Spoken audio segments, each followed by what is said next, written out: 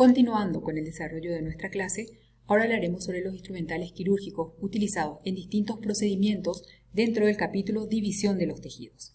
Tenemos que considerar que un instrumental quirúrgico está destinado para una función en particular y solo debería ser utilizado con dicha finalidad.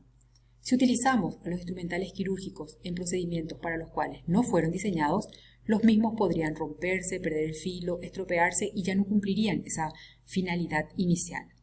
Dentro de las operaciones generales vamos a dividir a estos instrumentales quirúrgicos en dos grupos.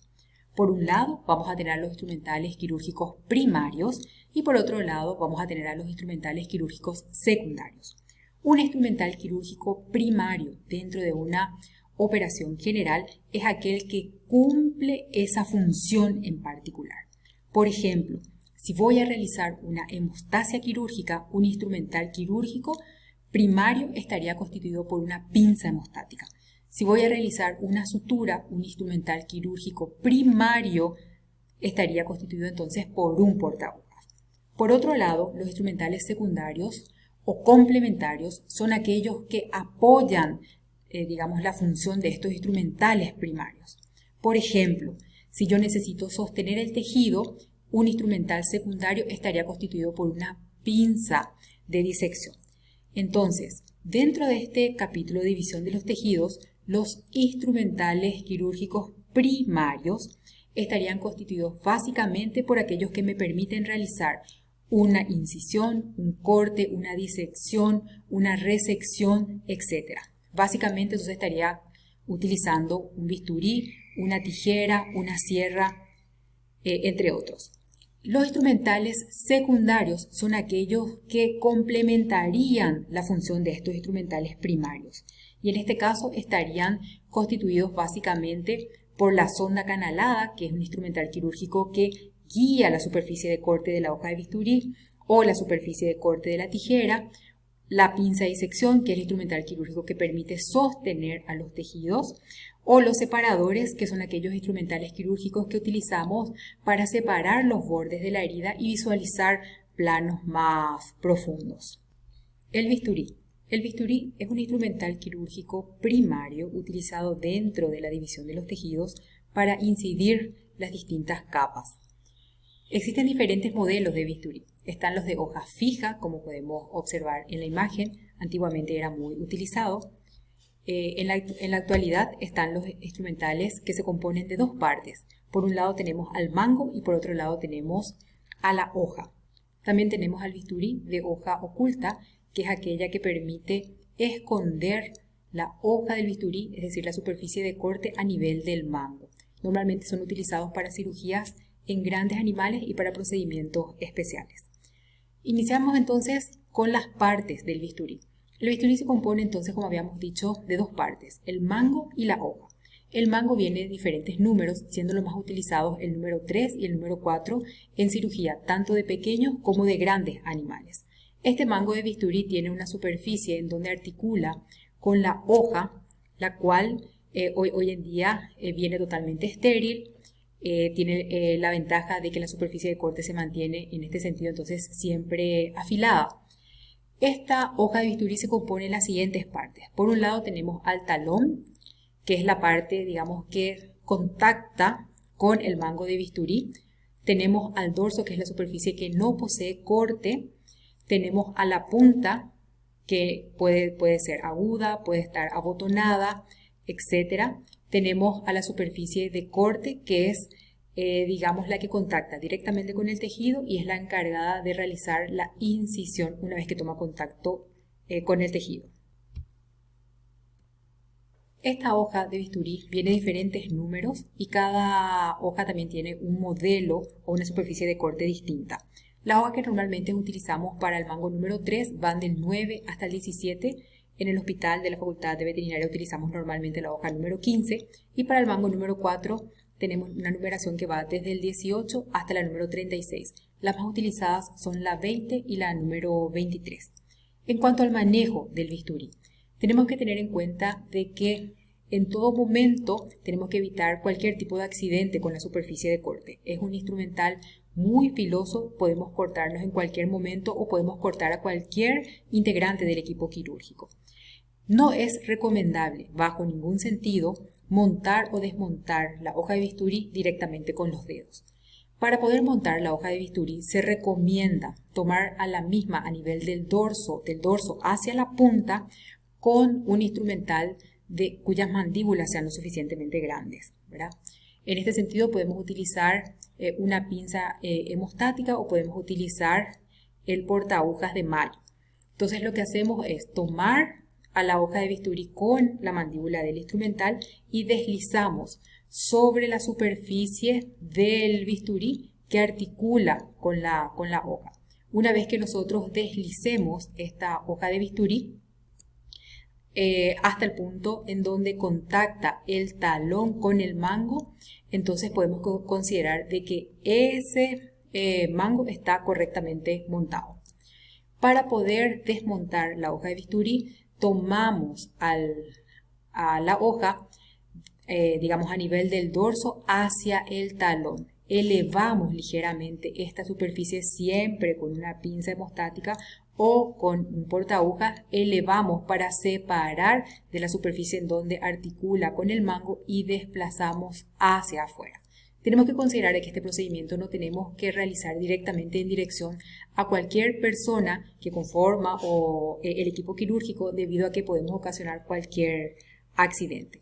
Entonces, resumiendo, para montar la hoja de bisturí tenemos que tomar a la misma desde el dorso, cerca de la punta, y lo que hacemos es deslizar esta hoja hacia el mango, de modo a que el talón de la hoja de bisturí contacte con el mismo. Para desmontar, entonces, tomamos a la hoja de bisturí sobre el dorso hacia el talón, elevamos ligeramente para separar esta unión y desplazamos hacia afuera, digamos en sentido contrario al procedimiento anterior, y siempre considerando o tratando de evitar de que cualquier persona no esté cerca de nosotros mientras realicemos esta operación.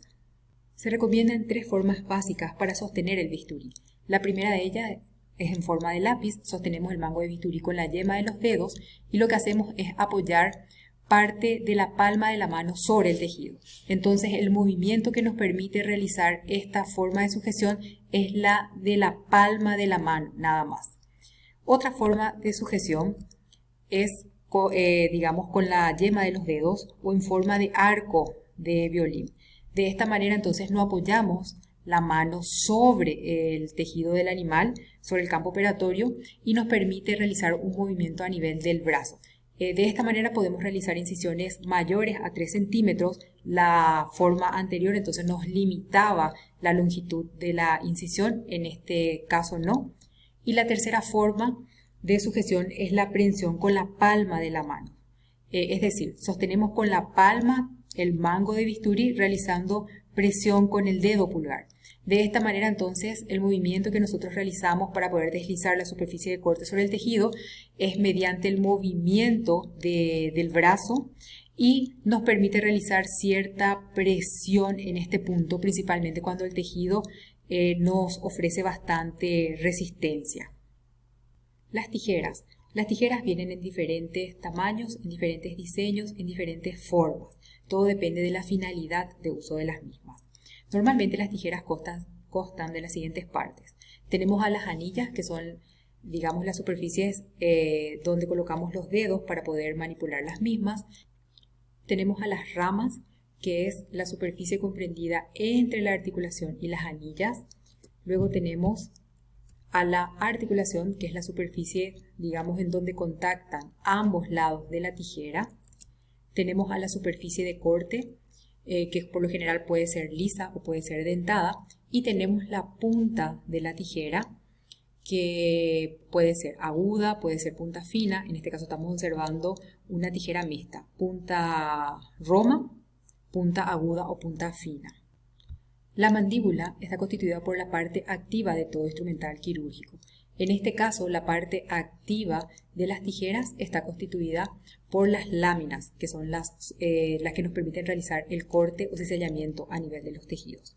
En cuanto a los tipos de tijeras, tenemos a las tijeras rectas, En este caso estamos observando una tijera punta aguda, tenemos las tijeras curvas sobre su eje y tenemos las tijeras curvas sobre su superficie de corte.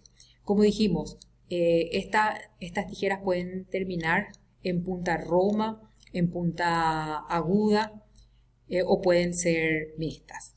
Aquí entonces observamos 4 tipos diferentes de tijeras. Tenemos una tijera recta, punta roma, tenemos una tijera mixta, curva a nivel de la hoja, esta es una tijera recta, punta roma y luego tenemos una tijera curva. Las más utilizadas en veterinaria son las tijeras de Mayo y las tijeras de Metzenbaum. Las tijeras de Metzenbaum son las que destinamos de manera exclusiva para manipulación del tejido. Las tijeras de Mayo, sin embargo, podemos utilizar sobre superficies que ofrecen mayor resistencia, como fascia, incluso si no contamos con instrumentales para el material de sutura, podemos destinar, digamos, a las tijeras de Mayo para realizar dicha finalidad, pero nunca las tijeras de Metzenbaum. Existen distintas formas para poder sujetar estas tijeras de manera correcta.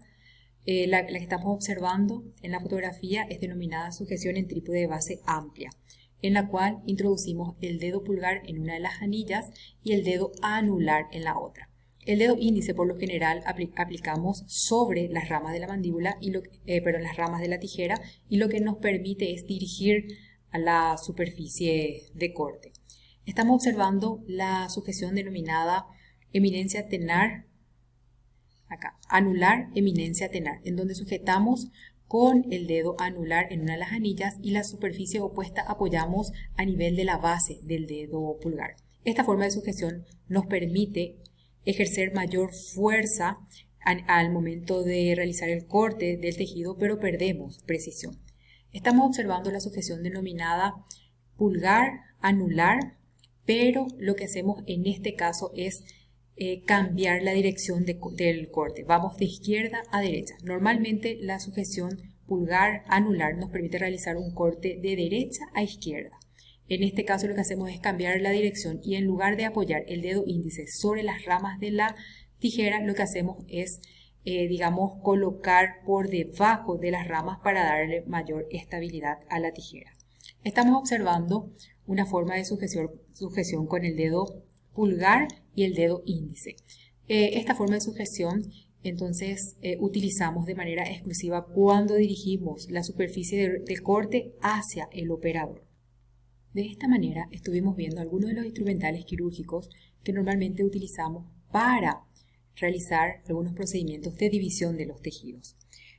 Vimos en cuanto a sus características, en cuanto a su forma y a la manera de sujeción de los mismos. La forma de aplicación de estos instrumentales quirúrgicos estaríamos viendo cuando desarrollemos los diferentes procedimientos dentro de la división tanto cruenta como incruenta. Habíamos también nombrado los instrumentales secundarios y dijimos que son aquellos que complementan a la función de los primarios. En este sentido, entonces, los que más vamos a utilizar son los que habíamos nombrado: la sonda canalada, la pinza de disección, los separadores. La forma de utilización y de combinación con los instrumentales quirúrgicos primarios, entonces estaríamos viendo en la siguiente clase cuando hablemos sobre la división cruenta de los tejidos.